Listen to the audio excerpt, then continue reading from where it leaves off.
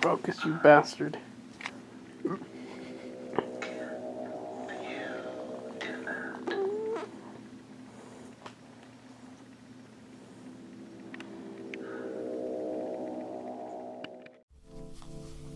Alright, Kyle, we gotta pretend to jerk off so we can zoom in on it and it'll be funny, okay? Oh, wait, like this. Well, hold on, like both things being the audio and the yes. Like, so fucking jerk off already. Do it. Well, hold on. Are we getting the TV Do it as with well?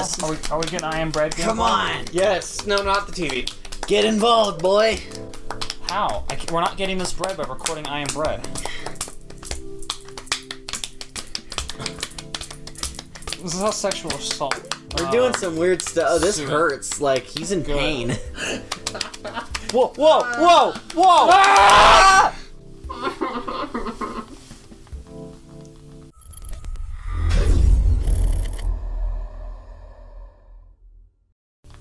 The Void.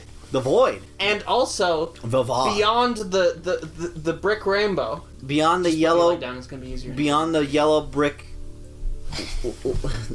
Beyond the yellow brick amiibo. Beyond the bread rainbow.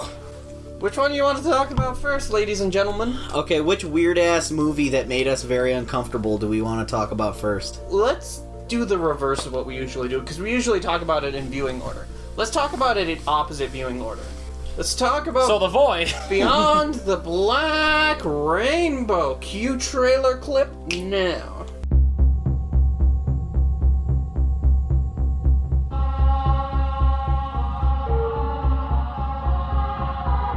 Hello, Lana. How are you feeling? You look tired today. Have you had any headaches? And you don't know who you are or what you are?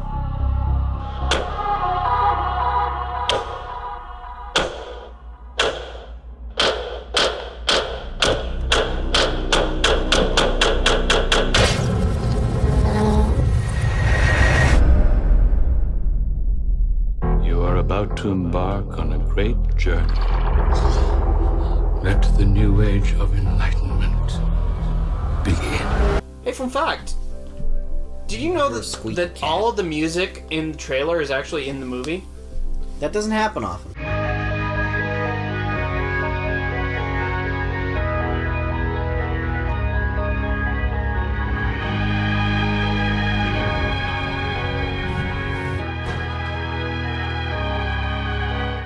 It's either really cool or a sign that this movie had absolutely no budget and they were cheap as hell, so they just used their own music from the movie instead of. But it was good paying music for original music. It wasn't bad music though. Okay, so as a primer, a lot of you have probably at least heard of that really cool Nicolas Cage movie, Mandy. Mandy. Seen Mandy Kyle? Yes, has Nick Cage, right? Yeah. Yeah. It's the movie. Yeah, he plays a serious role, right? His wife. Did you watch it with me? I'm pretty sure he did. Oh yeah. No, yeah. Yeah, Okay, he played a very serious role where his wife got killed by cultists, and he took revenge and eventually ended up in hell. Jesus. That kind of spoiled the whole movie.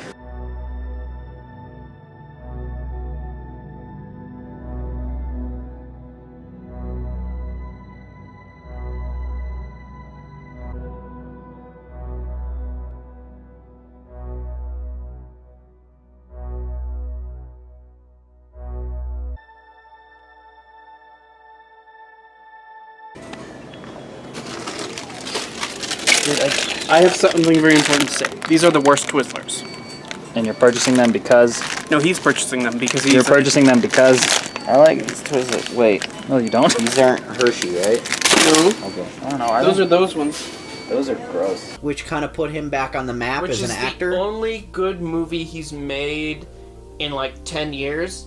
And now he's back in business with those guys making an H.P. Lovecraft movie. There you go. It's like the movie that kind of saved his career. So... You've probably heard of it. It's a really trippy... It's a cool movie. 80s neon colors. It's like... got like a little bit of a fantasy element to it. Got a lot of murder. Think about it. It's got like, a lot of murder and drugs. It's kind of like an 80s genre movie like Death Wish or whatever. Him, you know... But it's a revenge movie, more slow and strange. But Yeah. it's as if those movies took a lot of LSD. Yeah, so basically Beyond the Black Rainbow is the precursor spiritual predecessor to that it was masterminded by the same director, Panos Cosmatos. Panos Cosmatos, who is a Greek-Canadian filmmaker, and his father was a director of popcorn westerns in the 90s, like Tombstone. And fun fact, this movie was entirely funded from those, from royalties that he got from those movies. Fun fact. Fun fact. And now, because of that, we have Beyond the Black Rainbow, which is... It's kind of like a... It's got the colors red and blue. It does. It's slow. It has a girl who has bangs perfectly fit around her head. She says literally no dialogue. She has like 5 at any lines. point. She says She doesn't it. say a single word. Well, she does, but like what? with her mind in one scene. Like, Yeah. she's like saying something. It's implied she's saying something, but like it's telepathically communicated. She wanted to know who her mother was, and then And if she could see there's her father. murder, and there's black goo, and I think what we're getting from this movie is that it's mostly a visuals over story type thing. Yeah. It's Because it has a lot of... There's not a... I don't want to say there's not a lot of storytelling, but a lot of it is... You need to Stuff really look at what's happening visually and interpret it yourself, because I don't think anything was explained, really. Well, there's like a handful of things, but not enough to go, I know clearly what happened. So Xavier, because you're the one who's playing I Am Toast right now, I Am Bread. I would like you Get it right. to explain The plot? the plot. Oh god, I knew you were gonna stick me with this one. Okay. Beyond the Black Rainbow is a weird, uncomfortable movie about what we think might be some kind of MK Ultra kind of thing, where some people in a lab are experimenting on a girl who has psychic powers, and it's not She has carry powers. She has carry powers where she can make your head explode if she's mad at you.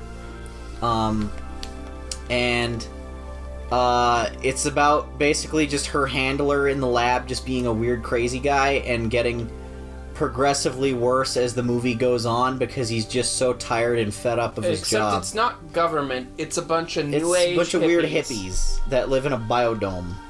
who have taken way too many drugs and may or may not have murdered some people while And using drugs. Despite the fact that the place looks ginormous, there's like 2 employees. There's like 3 sets. Because this movie Yeah. cost $1 million. $1 million. Don't forget the point 1. The $100,000 went to drugs. Yeah, and that's important. It wrote the story. Yeah. And the color red. So another interesting detail about the director is that he was born either in Europe or Canada, and he grew up in Canada, and he wasn't allowed as a kid to watch a lot of pop culture or movies, and he grew up in the 80s too, but he saw it from like the sidelines and he didn't experience a lot of it. So he had like this, the directors talked about this, he had like a really bizarre idea of what this like 80s pop culture stuff that he saw but he never really experienced was, which wasn't what it actually was, and he kind of sort of expresses that in his movies a bit. So he makes movies of what he as a child thought the 80s were like when they actually weren't. He kind like of that inspires his movies, but it's not the only thing that makes them. Yeah, so just a sideline perspective of the 80s, it makes it definitely more interesting. And that's the other interesting thing about these movies, that it's kind of like a really fucking weird version of of all of that stuff. Oh god. He's losing very. I was gonna say, bad. Xavier's bad at the video game. Oh, I've never played I Am Bread before. Oh, We can tell. Bum, bum, bum, bum. why does it take so long to trail off? Okay, I don't use the term cinematic masterpiece very often. Mm-hmm. But the fact that Judy and what's his name, the fox? Nick. Jonas. The fact that they're in the Seinfeld apartment. Alright, let's get back on topic.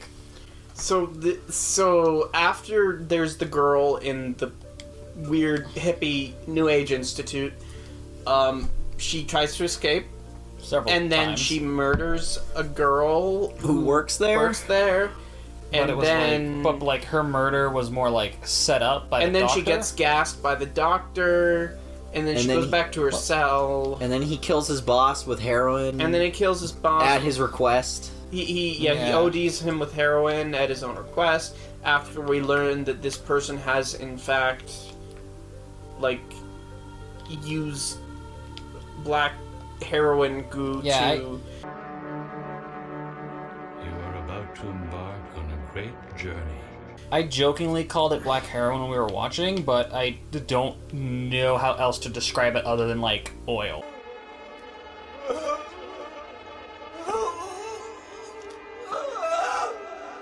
It was thick and he black. dived in the goo pit from the goo pit from Star Trek: The Next Generation, the episode where Tasha Yar dies. Cue the clip.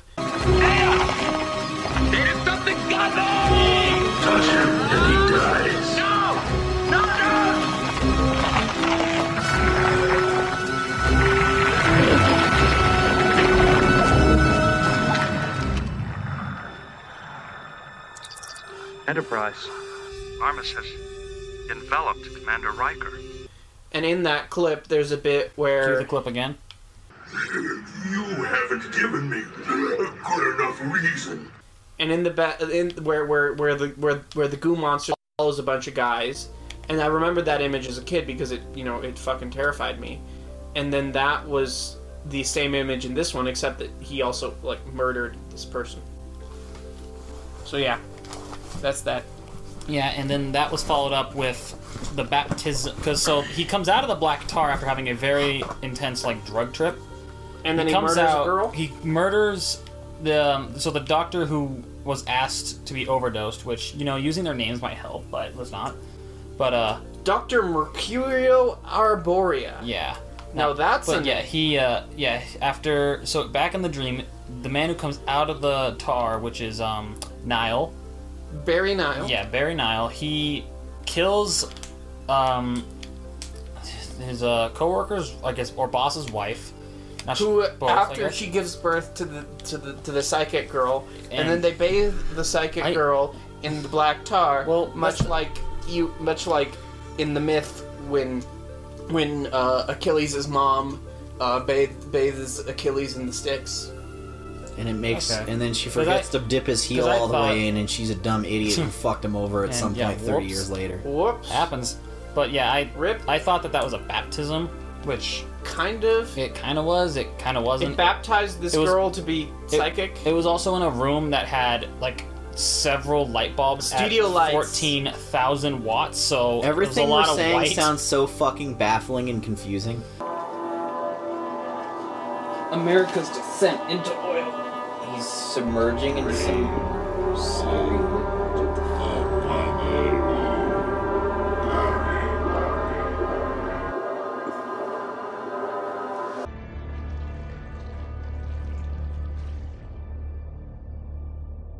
just bathed in it until they were like, "This gives you." Whoa! What the fuck? That's a weird thing to just cut to. Yeah, deal mail body. Whoa! Cool. My favorite iTunes visualizer. Oh man, this shit's cool. It's like a lava lamp, but a movie. It bleeds at the beat of your music. What are you doing, Panos?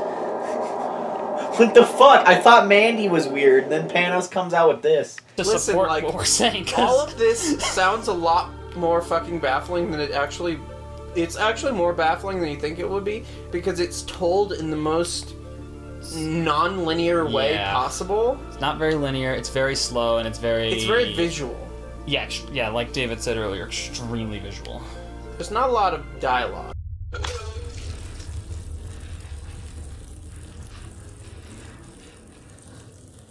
See, See, the Venom movie should have looked like this, and I'm not even fucking kidding. There should have been a scene that vomiting diarrhea. There should have been a scene where Venom looked like this while he was transforming.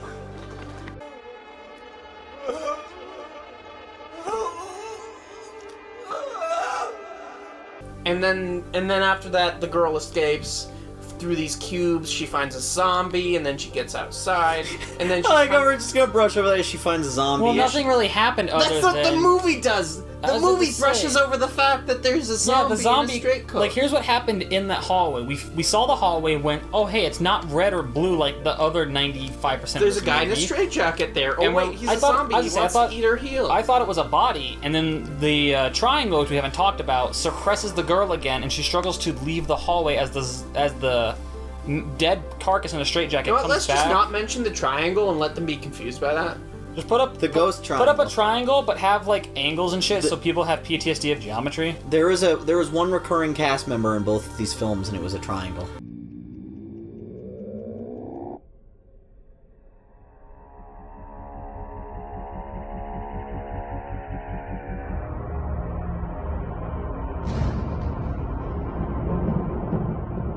So we it was. You're not wrong. And what we're gonna... You can show them side by side when I say that. One of them was 2-dimensional until the end, the other was 3-dimensional the entire time. And then she escapes, and Dr. Nile Man... Dr. Nile Manhattan. Dr. Denial Man puts on his bondage Hellraiser suit. And takes off his eyes and hair, by the way. Takes off his eyes and hair. And we're not going to explain that either. And then Don't worry. And then he goes out and, like, kills a bunch of... He killed 2. He killed 2, like... Well, 3. He killed his wife, too. Yeah. He kills, like, his wife, housekeeper lady, and then he kills these 2, like, metalheads who are just smoking in the woods, and then he wants to kill her, but then she psychically makes him trip, and then he dies. Assume that he might have just actually tripped. Okay, so after the movie... As opposed to drug tripping. So after the movie, I read the Wikipedia thing so I could get so I can, like, refresh my memory, because that was even though the movie was a little above 90 minutes, it didn't feel that way. It felt like... It was an hour 50. Yeah, it was an hour 50-ish. And it felt a good, like... 3 hours. 2:33. Exactly, yeah, 2:33. You know what? That actually sounds really correct. But, it felt like it was about as long as an Ari Aster movie. Yeah, as I say. Hey! Good joke. High five. The cinephiles in my audience will get that. Good, because I didn't. But, okay, I'm just gonna shimmy. But, yeah, so the movie... So after rereading it, the Wikipedia, like, plot thing, or I guess synopsis, said she tripped him and then forced him to hit a rock, but it definitely looked like, at least from my perspective, he couldn't step over a cactus and then just tripped on it and hit a rock. Which is a lot funnier. Which made me go, wait, he just fell and died? And I didn't definitely get the impression she did that, although I probably should have, considering... a lot of the movie was either her using her telepathic power to do something or to suppress it. I love how this I Am Bread game allows you to break porcelain in China, like with a fucking piece of bread. I'm kind of surprised that climbing on that really dirty as shit tile it's not affecting my edibility. My edibility. I can guarantee you falling on that thing's gonna kill you. So let's be careful, okay? And so I decided to watch this movie because it was made by the Mandy guy, and because I messaged Xavier like a week ago to be like, hey, let's hang out and do Couch Potatoes. And then I said, how have you seen this like cool movie called Mandy? And he said, yeah, I've seen it. I love it. It's kick ass. And I said, fuck you, because I wanted to be cool enough to show him this cool indie movie, and he had the gall to see the movie, to have seen it several months prior. Like, and apparently this asshole did it too. So apparently I'm not as special as I thought I was. Yeah, Mandy was really good, but we didn't watch Mandy. What do you think of this one? This one was... Yes. This one... For me to truly be, like, appreciating this movie, I feel like I would need to watch it, like, 3 times. True. So, as of right now, I'm very, like, lost in thought. And I'm not gonna lie, the amount of red color and lighting they have in the movie gave me a slight headache. Red and blue. But I don't know if that's because the movie, or if it's because I've actually had a long day. Well, both. It's probably I'm gonna lean more on the latter than the former. But it definitely was creative, and I like that, but at the same time, it's lack of like David said, very visual movie. Because of that, it was very hard to like grab onto something and go, I know what's happening. This is what's happening. It was hard. There was like not really characters you can like. It's just you're just watching things happening. You don't really know much about any of these people. They're just doing stuff. And part of it is that the characters are so internalized. Yes, very. And that's probably part of the point. A lot of long shots of people just staring. A lot of scary. I was gonna say the oh god, what's the word? It's not camera work, but like cinematography, I guess. Not choreography. I can't think of the word, but like the way they framed the actors talking at times.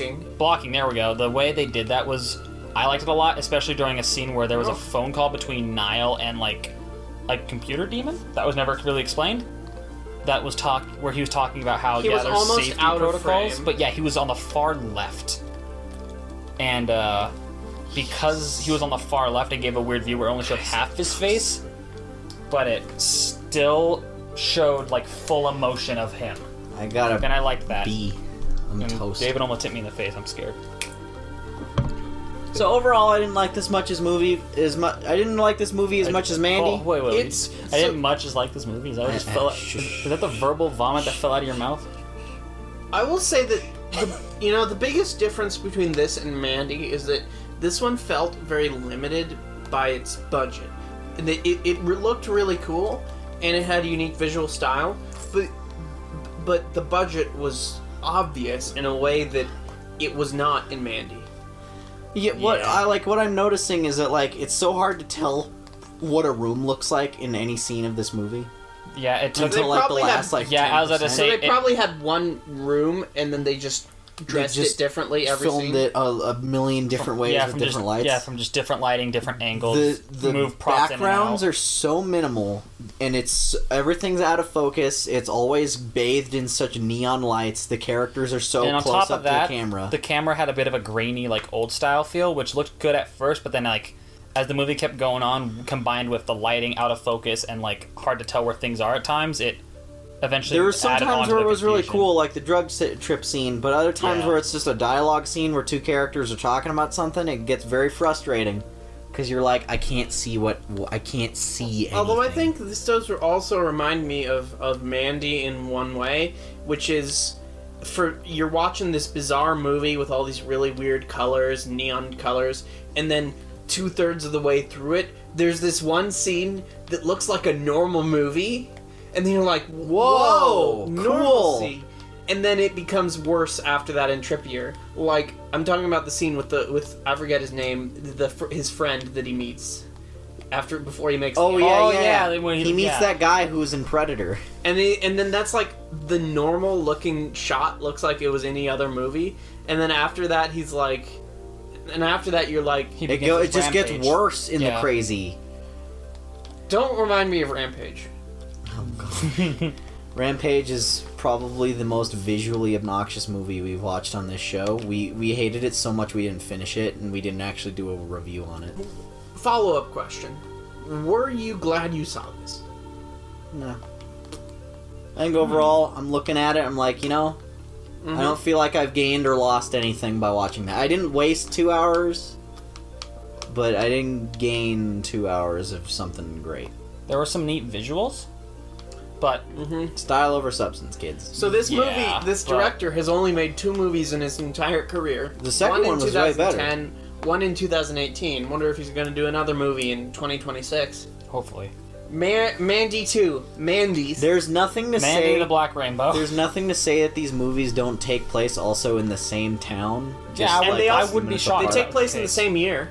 Both of them take place specifically in 83. And they heavily they both feature archival footage of Reagan saying stupid shit, which I very much approve of because Reagan was a dumbass and he said a lot of stupid shit. Racism. Yep, exactly. That was it. So speaking of racism, let's talk about The Void.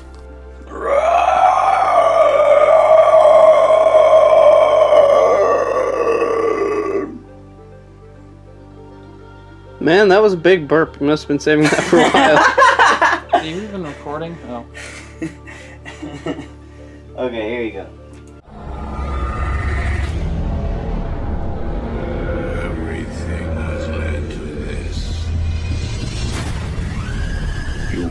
become something remarkable. They did killings and sacrifices. You made people change. Nothing else matters now.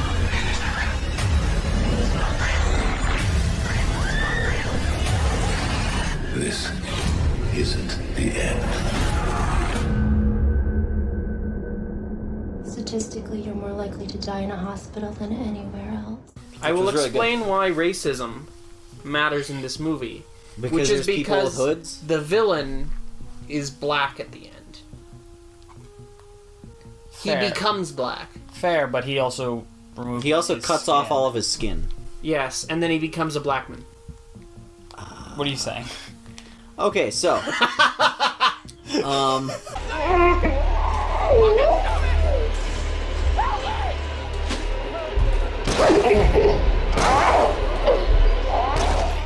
All right. Beyond the Void Rainbow is a movie about. So Beyond the Void is basically Avengers Endgame, the stealth remake of Hellraiser 2 Hellbound that you never knew you were asking for. Except they took all the art design from The Thing. Yeah, it's The Thing. Like they have like 2 scenes that are directly inspired by The Thing, which is mainly the scene at the end where his wife turns into a The Thing monster, and a scene near the beginning where another person turns into a monster. Also with a lot of creature design from Dead Space. Yeah, there's one monster in there that looks just flat out like a character from like a monster, like a boss fight. All of the like Isaac Clarke. All of the so show a picture of me. This movie is a very bare bones horror movie, and you can tell it's kind of low budget, but they did a lot of cool stuff. As I say, it's definitely low budget. It doesn't but feel limited in this. It feels definitely limited, didn't. but not in the same way that the other one does. It's a bit more. It's more creative with how little money creative it with has. how money it is. It's genius. Bubble wrap. Yeah, that's great. Bubble wrap wrapped up with latex nerdies. Yep. That's the way to genius. do it. That's And awesome. Those are your tentacles? The key is to have chain in it, so it's got some weight to it.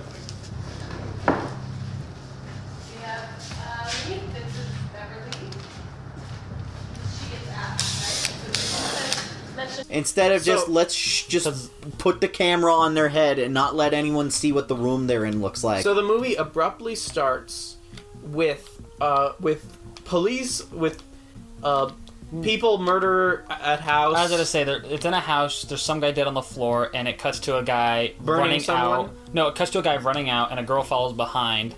2 people exit the house after those 2, And then they shoot burn a him. girl, burn the girl, and chase after the other guy.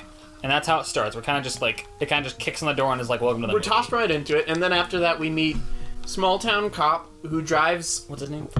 His name Doesn't is matter. Daniel. Starts with a C.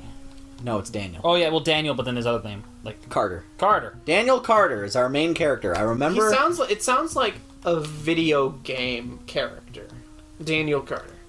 I'm Daniel Carter, Dead Space protagonist for Dead Space. And even though he was that way, So he then he definitely had so- moments where he acted more like a human because He he was picks a up- cop, and he acted, Yeah. in my opinion, more like an actual cop. So then the story setup is Instead of a useless he picks up crackhead guy who runs away from the guys in the opening scene, drives him to like the local hospital. The local hospital that's about to close. And it 'cause looks like- and bunch as of And it David- turns out that was the worst place you ever could have possibly brought him. Oh no! But as David said And then in the weird movie cultist- several times, it looks like an elementary school, which it honestly did. Power there. Our location scout up north took us to a high school, and I knew within minutes of walking in there that we were going to use this not just for the hospital, but it was going to be our studio. Yeah, and then after that, weird cultists show up to keep everybody inside, and like The Thing, Dead Space, Eldritch horrors start appearing, and like shit goes crazy. Yeah, there's a lot about this movie that's hard to summarize, just because it's just things. It's just characters screaming and things going wrong. It's a very short movie. It's only 90 minutes. Yeah, it's only 90 minutes, but everything happens all at once, really quickly, and then it slows back over. down. It Yeah. slows back down at the end to basically have the ending from a Hellraiser movie. Well, wouldn't you say that a lot of the movie was just like were think I slow, speeds up really quickly as everything's all happening at once, slows down again for like dialogue, or so they can get to the next spot for it to speed up again. But like, it goes, instead of going from like 0 to 20 to 40 and build up, it goes from like 0 to 100, back to 0, back to 100, back and forth. And if I would have one criticism of this movie is that it was too short, especially the first act. The first act was like 10 minutes. You need, in a movie like this, a conventional movie, something like Hellraiser, something like The Thing, all of these movies' influences, they have a lot more setup. And they have a lot more character work before... Like, all the characters in The Thing have a lot of personality to them. Like Kurt Russell defeats the chess machine. Childs is kind of angry, but Danny Glover does his stuff. There's Childs the scientist... Or no, Childs is Keith David's character. There's the doctor. There's the doctor, Niles, I believe. There's all those guys, and there's a lot about them that you learn in a couple minutes where they're just like kind of hanging out. In this one, it establishes like personality for like 2 characters, and then they quickly stop acting like that once trauma is happening. As I to say, it kind of like quickly so it goes like, does, welcome to this character, and then it does that for like everyone ever so slightly, and then kicks right into action. It has horror scenes, and then it backtracks and fills in the characters afterwards. But it only reveals their backstory. It doesn't reveal their characters. It doesn't see them acting as people. It's just like, here's what happened to them to make them the characters that they are today. Here's this trauma that made me which really amounts to like three bits of dialogue between 2 of them. Yeah. And then that would be my main complaint, is that and then there's also some moments where things just happen really quickly to the point of, wait, what just happened? I didn't know what was going on. Like, there's this scene where there's a scene early on in the movie where a guy gets grabbed by a Dead Space monster and then bitten and like dragged off, tentacles go into his eyeballs, and like I wasn't sure which character it was because it was all happening. It happened practically off screen. I would honestly say that in the time span of, let me think, like 4 frames, it happens. Yeah. So it goes like, and there's not it's even behind him, it's wrapping his neck, and he's now in the next There's hallway. not even a it's sound like, effect to signal that this monster is in. You know what else I think they needed to work on is our fucking antagonist. Like, just one character who has like 2 lines of dialogue and seems like a normal guy gets killed off, and then 30 minutes later is revealed to be the villain. And then has his whole schmeal while talking to one And then woman. they backtrack to explain his backstory. Which they should have just explained earlier. They should have just mentioned that his daughter died earlier. Well, they did. But they mentioned it in passing very casually before the action hit up. And so you didn't know how it affected so exactly him. You what didn't I get said. any hint. So basically, you're just actuallying what I'm just saying. So. Yeah, fuck. Actually. Actually. Oh god. Psy Lit Fam. I am not toast. Bump the fucking skateboard. Dude. So I would say this movie started off rough, but it had a pretty cool ending. I liked the ending. The ending redeemed itself a lot more than the rest of the movie did, because it had some of the best practical effects, some of the best writing, and it had the best... Both these movies had mute characters. Yeah, they did. It just dawned on me. Although, you could argue, what was her name in Beyond? Elena. You could argue Elena wasn't mute, but she talked telepathically, not directly. No, she said words too. Did she? She did. She did. I genuinely don't remember. She did. Well, I'm asking when. When she in her sessions with the doctor guy. Well, wasn't that telepathically? No. It was kind of like both. She was saying things, but also amplifying it. Okay. I guess so. To be fair, I don't think that was either I missed it or it wasn't visually clear to me. So was this the Lovecraftian sort of Clive Barker, The Thing pastiche that you always knew you wanted, or what could it have been a little bit better? I think it could have been a little bit better by having something more memorable about the characters and the setting.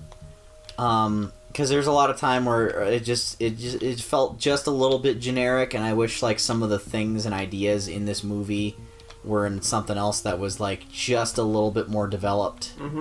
It's weird. Like, I feel like the limitations I'm noticing are not really necessarily in their budget or their monsters. I'm just noticing like limitations on their writing. Like, you have a lot of cool monster designs, but that doesn't make up for the fact that I don't care about any of these people. So what you're saying is that both of these movies need to understand characters. Were one rewrite away from being good. Yes. Both of them needed character arcs and backstories. And in the case of Panos Cosmatos' film, we actually got that just 8 years later. Yeah. Go see Mandy, kids. It's a great movie.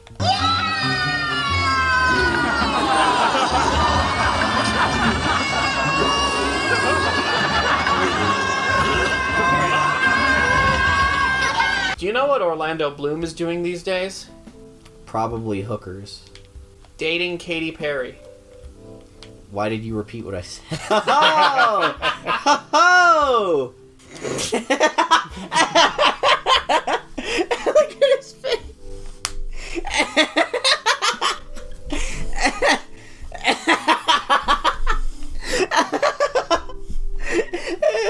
You know what you could do is just slowly zoom it in and have the screen get redder, and then have like a filter on it that looks like an 80s movie.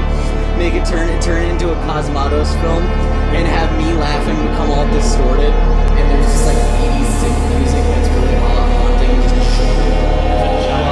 There's a giant ass blue light shining on his face. Can you please do that effect? You know, I'm glad that Couch Potatoes is returning to its roots of reviewing weird-ass movies. I get it, roots. Roots of weird-ass movies where we review weird-ass movies that nobody really cares about, instead of talking about blockbuster movies like one of us have seen already. Yeah, why would we do an episode about the kick-ass movies when we could do like fucking... We could do like... We could do Open Windows, starring Elijah Wood. Open Windows. And Sasha Grey. Oh yeah. When's the sequel, Open Linux, coming? Why don't we talk about Seinfeld? Or the B movie. When are we gonna talk about the B movie on Couch Potatoes? Oh look, you're so fucking funny because you acknowledge that the Seinfeld wrote a movie where he starred in as a bee. ¿Te gusta el jazz? Yeah, and we're not going to talk about that because the video's done. Goodbye. Over the Black Rainbow, I give it a 6 out of 10. The Void is pretty okay. I give it a 7. Check 7. that out. Check out The Void and Mandy. Check out... Beyond the Black Rainbow, here's what you do. I want you to check out Beyond the Black Rainbow while as high as a kite. Or drunk. Or drunk. Or both. What's stopping you? And, like, once that happens, tell me what it's like. Bye.